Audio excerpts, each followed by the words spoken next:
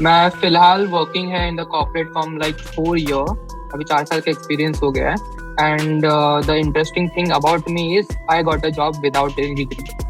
तो मेरे पास कोई डिग्री विग्री नहीं है, मैं 12वीं के बाद से ही जॉब कर रहा है। एंड मेरा जो फर्स्ट जॉब था उसका मैंने वो जो पोर्टफोलियो वेबसाइट था मैंने फोन से बना के दिया था। वो भी आप बोले कि जो फर्स्ट जॉब आपने ढूंढा था वो रिमोट जॉब था। Initially the phase was be like कि तुम्हें चीजें सीखनी है, सीखने के बाद तुम्हें 2 चीजें सबसे पहले करनी, रेज्यूमे बनाना एंड उसके बाद तुमने जब अप्लाई करोगे तो अप्लाई करते समय पर तुम्हें याद रखना है कि यार कंपनीज रिजेक्ट करेगी। लोग एक्सक्यूज ढूंढते रहते हैं कि यार नहीं है मेरे पास, ये चीज नहीं है, वो चीज नहीं है, मेरे पास सिर्फ फोन था तो मैं इसका ही एडिटर यूज कर लेता था। एंड जहां हम इनिशियली लाइक 2 से 3 महीना ले लेते हैं एक सिंपल वेबसाइट बनाने के लिए, अभी वो 10 दिन में भी हो जाती है।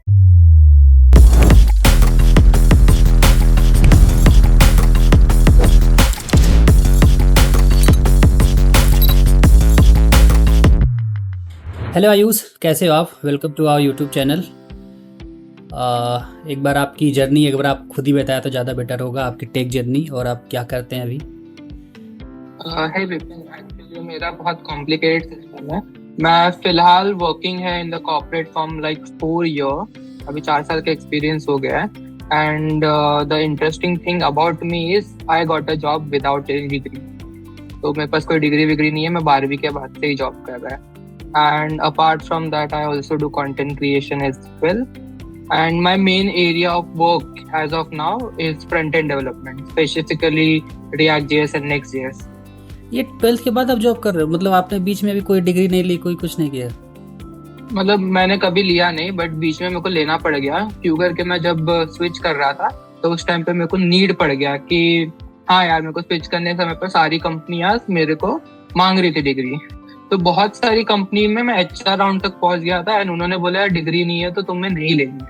तो मेरे को करना पड़ गया, लेकिन अल्टीमेटली फिर भी मेरे को जॉब मिल गई कि मैंने उनको सिर्फ बोल दिया कि हाँ भाई मैं डिग्री कर रहा हूँ एंड 2 साल बाद खत्म हो जाएगा। एंड वो मैं ऑनलाइन कर रहा था। अच्छा, मुझे आप बताओ, जब 12th के बाद आपने आप बोले कि कोई डिग्री नहीं ली आपने ऐसे सॉफ्टवेयर डेवलपमेंट या इन सब चीज़ों की, तो 12th के बाद पहली जॉब कैसे लगी थी आपकी?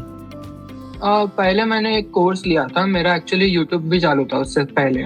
तो मैं यूट्यूब का थोड़ा बहुत कंटेंट क्रिएट करता था। जब मैं 12th में था ना तो मैं पढ़ाता था बच्चे लोग को, तो जो भी लोग मेरे साथ साथ थे मैं सेम चीजें एक्सप्लेन कर देता था। तो मेरा खुद का प्रिपरेशन भी हो जाता था एंड मैं लोगों को भी एक्सप्लेन कर देता था। तो उस केस में क्या होता था, मेरा भी प्रिपेयर हो जाता है एंड वहां पे भी। तो वहां पे मेरे पास एक IT करके सब्जेक्ट था एंड मेरे हो गए थे अच्छे खासे सब्सक्राइबर, लाइक 6-7 हजार रुपए, 6-7 हजार सब्सक्राइबर हो गए थे। तो उसके बाद मैंने जैसे मोनेटाइज वगैरह हो गया तो फर्स्ट सैलरी आई थी, जो इनकम आई थी यूट्यूब से, उससे मैंने एक कोर्स खरीदा। एंड सिंस मेरे को वो कोर्स अच्छा लग गया एंड मेरा सब कुछ क्लियर हो गया तो 3 महीने में जॉब रेडी हो गया था। एंड बस फिर मैं रेज्यूमे बनाया, पोर्टफोलियो बनाया एंड अप्लाई करना चालू कर दिया एंड उसी से मेरा जॉब लग गया फर्स्ट। आपने कौन सी कोर्स की थी? Front end development. उस टाइम पे इतना ज्यादा बहुत नहीं सिखाते थे, HTML CSS जावास्क्रिप्ट इतना ही चीजें होती थी, बूटस्ट्रैप वगैरह। तो वही सब चीजें सीख के फिर मैं इंडस्ट्री में आ गया। तो जब आपने पहला इंटरव्यू दिया था वहाँ पर किसी ने पूछा नहीं कि आप ग्रेजुएट नहीं हो या फिर ऐसा? और नहीं, वो एक्चुअली बहुत छोटा स्टार्टअप था ना, तो उन्होंने कभी पूछा ही नहीं डिग्री के बारे में। एंड उनका ऐसा था कि हाँ भाई मैं अगर काम करके दे रहा हूँ तो उनका ठीक है चल जाएगा। तो वहाँ पे भी मैं था लगभग 1.5 साल तक उस कंपनी में। उसके बाद कौन सी कंपनी, मतलब आपने कितने सालों के बाद चेंज किया तो, और किस कंपनी में जब गए तो उन्होंने मतलब डिग्री पूछा? उसके बाद मैं लगभग 1.5 साल के बाद स्विच कर रहा था क्योंकि इतना अच्छा पे था नहीं एंड मेरे को लगता था कि यार मेरा स्किल के हिसाब से थोड़ा अच्छा पे होना चाहिए था। तो वो बढ़ा के तो नहीं दे रहे, तो आई वाज लाइक कि ठीक है हम स्विच करके देखते हैं। उधर पे एक सैचुरेशन पॉइंट आ गया था कि यार इससे ज्यादा शायद इस कंपनी में सीखने को नहीं मिलेगा, वही रिपीट चीजें हो रही थी। तो मैं वही HTML CSS जावास्क्रिप्ट कर रहा था। तो फिर मैंने बोला चलो एक्सप्लोर करते कि और क्या अपॉर्चुनिटीज वगैरह है। तो मैं उस टाइम तक रिएक्ट सीख चुका था थोड़ा बहुत, तो रिएक्ट मेरे को आता था एंड उसी बेसिस पे मैं आगे गया था। रिएक्ट के साथ साथ मेरे को SAS भी आता था। तो major thing was this 2 thing. And जैसे मैं आगे बढ़ता गया तो मेरे को जैसे जैसे कॉल्स आने चालू हुए। आप अभी तक 1.5 साल तक आपने जिस कंपनी में जॉब किया वहाँ तो मतलब किसी ने पूछा नहीं आपको? तो जब आप तो आपको कब नीड पड़ी कि अब डिग्री लेनी चाहिए थी? के अंदर कहीं भी किया था कि मेरा एजुकेशन नहीं है, तो मैंने एजुकेशन वाला जो पार्ट होता है वो निकाल ही दिया था। बिकॉज 12th पास किसको ही देखना है, मैंने ये अज्यूम किया था। लेकिन जब मैंने अप्लाई किया, जब फर्स्ट कंपनी से स्विच कर रहा था, जब मैं अप्लाई कर रहा था तो उस टाइम पे मेरे को पता चला कि यार कंपनीज मांगती है डिग्री, लेकिन मैंने सुना था कि यार वो खाली उन लोग ने ऐसा बेसिक क्वालिफिकेशन के लिए डाला होता है। तो मैंने अप्लाई करते गया, तो उसमें मेरे को एक्सेंचर जैसी बड़ी बड़ी कंपनीज थी, एक्सेंचर हो गया, मीडिया.नेट हो गया, तो ये जो कंपनीज है ना, उन्होंने बोला कि यार ठीक है हम क्लियर कर लेते। तो मैं HR राउंड तक पहुंच गया था, तो उनको रेज्यूमे में कभी दिखा ही नहीं ना एजुकेशन वाला, तो उन्होंने अज्यूम कर लिया कि हाँ भाई इसके पास तो डिग्री होगी। उन्होंने एज भी नहीं पूछा, कुछ भी नहीं पूछा, तो उसके हिसाब से उनके लिए था कि मेरे पास डिग्री है। लेकिन HR राउंड के बाद उनको पता चला कि यार मेरे पास डिग्री ही नहीं है, तो वो डिग्री ना होने की वजह से उन्होंने फिर मेरे को रिजेक्ट कर दिया। अगर मैंने बताया नहीं होता, ज्वाइनिंग डे तक उन्हें पता नहीं चलता, तो शायद मेरे को जॉब भी मिल जाती। तो HR को जो आपने बताया कि आप तो ग्रेजुएट ही नहीं हो, तो उनका रिएक्शन क्या था? उनका रिएक्शन वाज लाइक कि सॉरी बट हम जिसके पास डिग्री नहीं है उनको लेते नहीं है। तो मैंने उनको पूछा कि यार ऐसा क्यों है, तो उन्होंने बोला कुछ उनके सिस्टम में ऐसा सेट है कि उन्हें वो डिग्री वाला चीज डालना पड़ता है, तो वो मांगते हैं डिग्री कि यार ठीक है तुम्हारी डिग्री दो। तो अगर वो डिग्री नहीं होगा ना, तो उनका जो ज्वाइनिंग प्रोसेस है वो आगे बढ़ता ही नहीं है, ऐसा कुछ था। तो मैं बोला ठीक है, अगर नहीं था तो मेरे को पहले बता देता ना, मैं 3 राउंड ऑलरेडी क्लियर करके यहाँ तक आ गया हूँ, तो पहले अगर पता होता तो फिर मैं आगे बढ़ता ही नहीं ना कभी। तो आपने तो पहले बताया भी नहीं उनको ना। तो मेरा अजम्पशन यही था ना कि यार ठीक है मेरे पास डिग्री का ऐसा मतलब इतने को अच्छे मार्क्स थे ही नहीं यार, 50-60% थे, 80% आई गेस, तो उतने अच्छे मार्क्स थे नहीं। तो यार मैं बोला यार क्या ही करके वो करूँ मैं, तो मैं इसलिए निकाल ही दिया वो सेक्शन। लेकिन उन्होंने अज्यूम कर लिया कि मेरे पास डिग्री है, मैंने अज्यूम किया कि हाँ भाई नहीं है, मिल जाता है जॉब, क्योंकि फर्स्ट जॉब तो मेरे को ऐसे ही मिल गया था। अच्छा, तो आप जब 12th पास आउट किए थे, तो उसके बाद आपने जो फर्स्ट जॉब की थी, तो एज क्या रही होगी आपकी उस टाइम पर? 18 के आसपास, मतलब 18-19 के बीच में कहीं पे। अच्छा, मतलब आप अडल्ट में आ रहे थे पूरा टोटल। हाँ। नहीं तो मैं सोचा कि मोस्टली लोग जो होते हैं ना कि 18 आई थिंक जब ग्रेजुएशन में होते हैं तभी क्रॉस करते हैं लोग। यूजुअली ऐसा ही होता है। जब मैं लाइक यूट्यूब पे ट्यूटरिंग वगैरह करता था, तो उस टाइम पे लोग PUBG वगैरह बहुत खेलते थे, उस टाइम पे लॉकडाउन वगैरह भी था, तो मैंने वो टाइम यूज करके कंटेंट क्रिएशन सीखा, मैंने खुद के ऊपर ग्रोथ किया कि यार वेब डेवलपमेंट सीखते हैं, HTML CSS ये सारी चीजें सीखी, एंड उसके बाद जाके मैं कहीं पे पहुंचा हूँ। एंड अभी जो मेरे दोस्त है वो जस्ट अभी ग्रेजुएट हो रहे हैं, तो जस्ट कोई है जो CA पे चला गया है, कोई है जो कहीं पे रेलवे में काम करने जा रहा है, तो ऐसा कुछ है अभी भी। बट हाँ, उनको वो सब आइडिया नहीं था, तो लोग PUBG वगैरह खेलते थे, तो ऑनलाइन वगैरह इतना था। लेकिन मैं इस अलग ही फील्ड में चला गया, एंड मेरा कॉमर्स बैकग्राउंड था ना, तो इतना कुछ लोगों को लगता नहीं था कि यार कॉमर्स के बाद CA आता है, तो 2-3 चीजें ही आती है, CA कर लो, BBA कर दो। मेरा पूरा ही जर्नी चेंज हो गया, कॉमर्स से लेकर मैं IT में घुस गया। मतलब आप 12th में मैथ भी नहीं थे, मतलब साइंस बैकग्राउंड से भी नहीं था, मेरे पास सिर्फ IT था एक, और उसी से मेरे वो एक चैप्टर होगा, आई थिंक वो सब्जेक्ट होगा, आई थिंक नहीं। हाँ, हमारे पास एक छोटा सा सब्जेक्ट होता है, उसके अंदर वेब डेवलपमेंट करके था।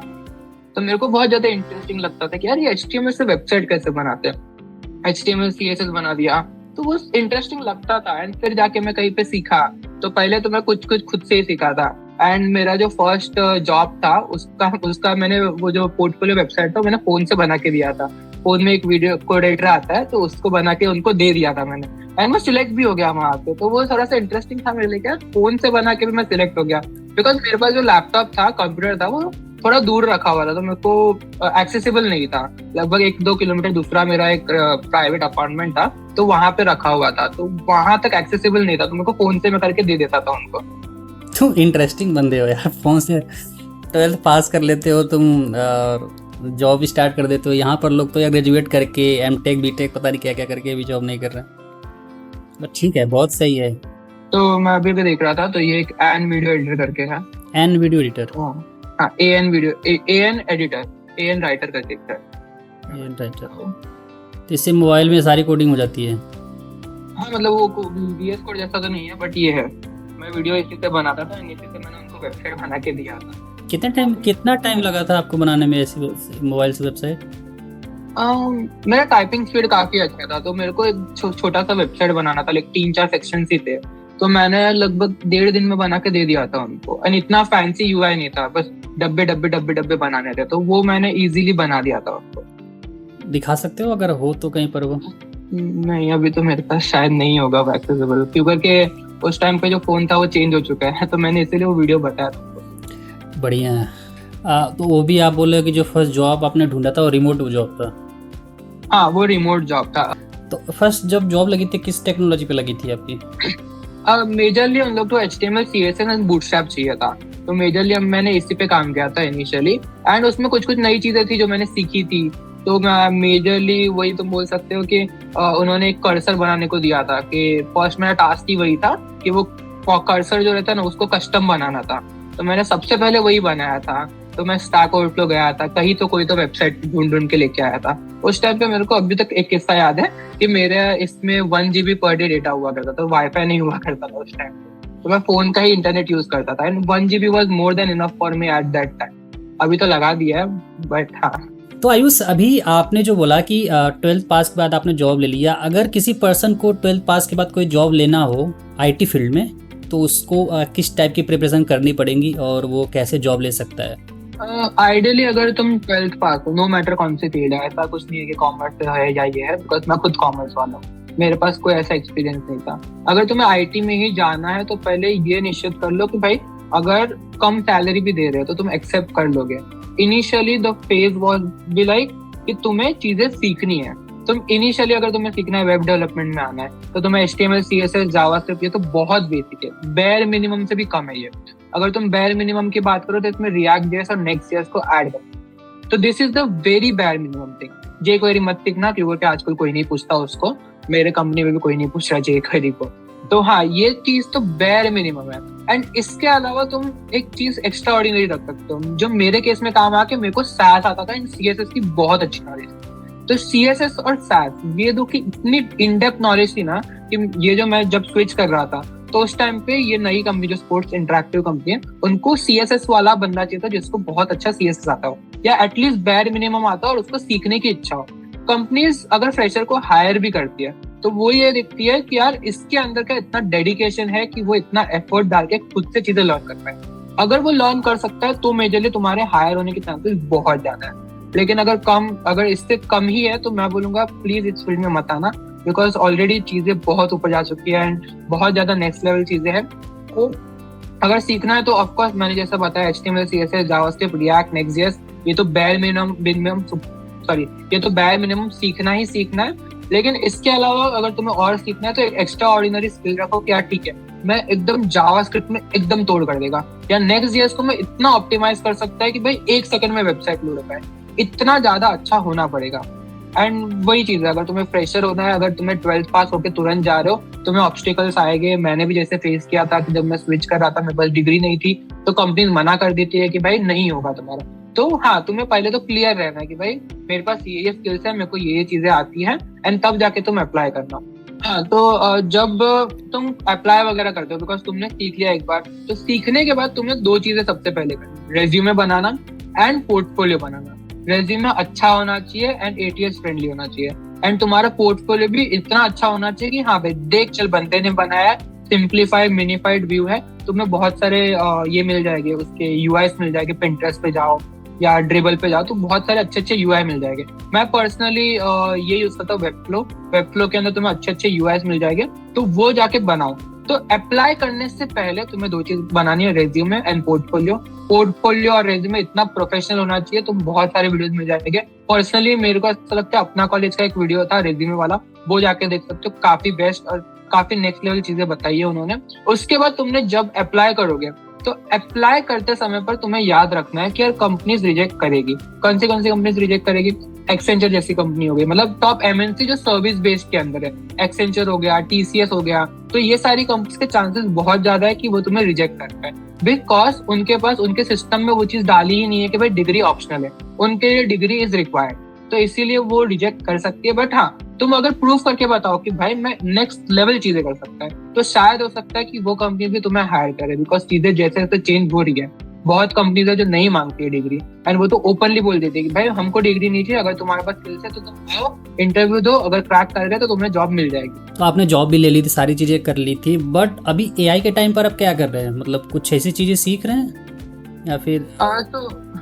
तो एज ऑफ नाउ ना वेब डेवलपमेंट इंडस्ट्री पूरी चेंज हो गई है। जहाँ पे इनिशियली एक्सपेक्टेशन हुआ करते थे कि यार तुम 3 या 4 महीने में एक प्रोजेक्ट डिलीवर करोगे जो डिसेंट स्केल का, आज के टाइम पे वो डिमांड अलग ही हो चुकी है यार। अगर तुम 3-4 महीने ले रहे हो तो तुम एकदम नेक्स्ट लेवल प्रोडक्ट बना रहे हो कि जोमेटो का पूरा ऐप बना रहे हो, इतनी बड़ी बड़ी चीजें बना रहे हो।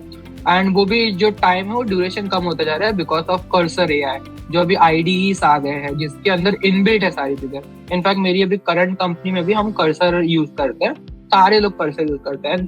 एक भी चीज ऐसा नहीं है जो एआई से होके नहीं गुजरती। तो मेरा अभी हम ऐसा सोच सकते हो कि हम मेजरली प्रॉम्प्ट इंजीनियरिंग कर रहे हैं as compare to more of a coding. Of course coding की नीड पड़ती है, तुम्हें पता होना चाहिए कि यार नेक्स्ट.जेएस का सिंटैक्स क्या है, कि कैसे चीजें वर्क करती है। तुम ब्लाइंडली ट्रस्ट नहीं कर सकते अभी भी, बट एक लेवल पे तुम्हें अगर अंडरस्टैंडिंग है कि यार ठीक है मैं नेक्स्ट.जेएस का सिंटैक्स जानता हूँ, कहाँ पे रिएक्ट मेमो क्या होता है, बेसिकली जो भी ओवरऑल चीजें होती है मेमोराइजेशन के रिलेटेड या ओवरऑल जो चीजें वो अगर तुम्हें पता है तो तुम प्रॉम्प्ट इंजीनियरिंग की तरफ जाओ एंड तुम डिसेंट से एक वेबसाइट बनवा सकते हो उससे। एंड हमने बहुत कॉम्प्लेक्स वेबसाइट भी बनाई है इसका यूज करके। एंड जहां हम इनिशियली लाइक 2 से 3 महीना ले लेते हैं एक सिंपल वेबसाइट बनाने के लिए, अभी वो 10 दिन में भी हो जाती है। रिसेंटली हमने ऑफिस में एक प्रोजेक्ट डिलीवर किया, मतलब कंपनी की खुद की वेबसाइट थी, वो भी लाइक 10 दिन में लगभग बनी है। तो सारे कर्सर से बनाया आपने? मैंने नहीं बनाया, वो किसी और ने बनाया, बट हाँ वो भी ऐसा है कि 10-15 दिन मैक्स टू मैक्स 20 दिन में सब पूरा का पूरा वर्कफ्लो बन के खत्म हो सकता है। पूरा फ्रंट एंड बैक एंड सारा? हाँ, फ्रंट एंड बैक एंड सब कुछ। और ऐसे कौन से पॉइंट्स होते होंगे जहाँ पर आपको लगता है कोडिंग करनी पड़ती होगी? जहाँ पे मेजर छोटी छोटी चीजें है, जैसे अगर मैं उसको एक फोटो दे दूं कि यार ये मेरा एक यूआई है जिसमें 4-5 बॉक्सेस है, उसके अंदर पैडिंग कितना यूज हुआ है, जो छोटी सी चीजें होती है वो उसको अभी भी नहीं पता चलता है। उसके अल्टरनेटिव्स आए हैं उसको सॉल्व करने के लिए। जैसे अभी रिसेंटली एमसीपी करके एक चीज आई थी जो कि सारी चीजों को कंबाइन करके उसको और कॉन्टेक्स्ट देने का काम करती है, मॉडल कॉन्टेक्स्ट हो। तो इसके ऊपर मैंने वीडियो बनाया मेरे चैनल पे। बट हाँ, ओवरऑल क्या है, तुम्हारा जो छोटी सी चीजें हैं जैसे कलर कौन सा लगाना है, क्योंकि उसको इमेज से नहीं पता एक्चुअल कलर क्या है उसका, क्योंकि हर डिस्प्ले के हिसाब से कलर्स चेंज हो सकते हैं। बट फिग्मा का ही अगर मैंने उसको यूआरएल दे दिया जिससे वो एपीआई से एक्सट्रैक्ट कर पाएगा, तो वो खुद ब खुद आइडेंटिफाई करेगा एंड खुद ब खुद चीजें डाल सकता है। बट मेजरली अभी कैसा है ना, छोटी सी चीजें नहीं कर पा रहा है, आने वाले 1-2 साल में वो सारी चीजें भी कर लेगा बिकॉज एमसीपी के थ्रू। लेकिन जहाँ पे एकदम कॉम्प्लेक्स लॉजिक बनाना है, जहाँ पे तुम्हें 4-5 चीजें मिक्स करके चीजों को बनाना है, तो वहां पे वो अभी भी हेलुसिनेट होगा एंड शायद एक आध साल और लगेगा इसको और थोड़ा फाइन ट्यून करने। मतलब आ ही जाएगा एआई, मतलब कोडिंग जो होगी एआई के थ्रू ही होगी। तो डेवलपर यहाँ पर क्या करेंगे?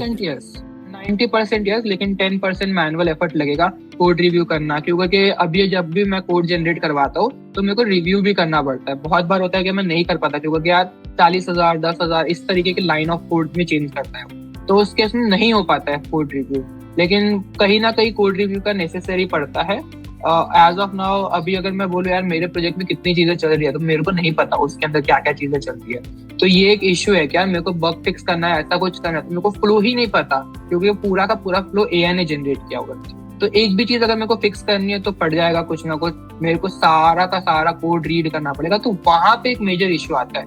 इनिशियली बनाने के टाइम पे तो तुम बना लोगे सब कुछ, लेकिन बनाने के बाद जब मेंटेनेबिलिटी की बात आएगी तो वहां पे चीजें लैग कर सकती है। आपको नहीं लगता कर्सर एआई यूज करने से एक ब्लैंक स्पॉट क्रिएट हो जाता है कि कर्सर ने कहाँ चेंज किया, अब हम उससे ढूंढ भी नहीं सकते? ढूंढ सकते हैं एक्चुअली, नो डाउट, उसमें टूल्स हैं, गिट के थ्रू आप कर सकते हैं, बट तभी कुछ ना कुछ छूट जाती हैं।